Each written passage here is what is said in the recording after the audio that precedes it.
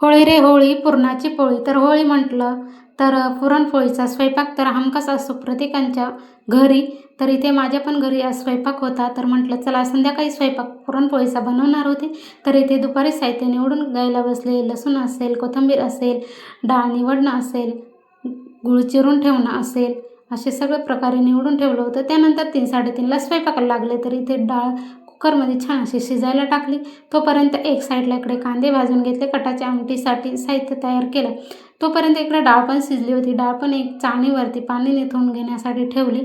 तर इकडे वाटण पण वाटून घेतलं आणि कटाच्या आमटीला फोडणी द्यायला सुरुवात केली. मसाले छान असे परतून घेतले तेल सुटेपर्यंत. त्यामध्ये कटाचं पाणी टाकून छान अशी फोडणी दिली आणि इथे बघू शकता एक साईडला कटाची आमटी शिजायला टाकली.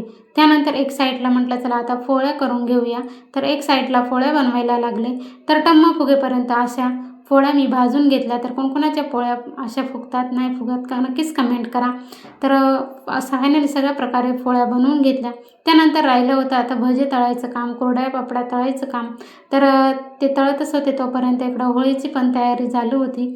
तर होळीला पण नैवेद्य दाखला, होळीचं दर्शन घेतलं आणि त्यानंतर आता देवघरामध्ये नैवेद्य दाखवायचा होता. तर इथे ताट तयार केलं. तर इथे आता ताट तयार केल्यानंतर फायनली देवासमोर नैवेद्य दाखवला आणि आता जेवण करून घेतो. तर व्हिडिओ आवडल्यास लाईक शेअर करायला विसरू नका. Bye bye.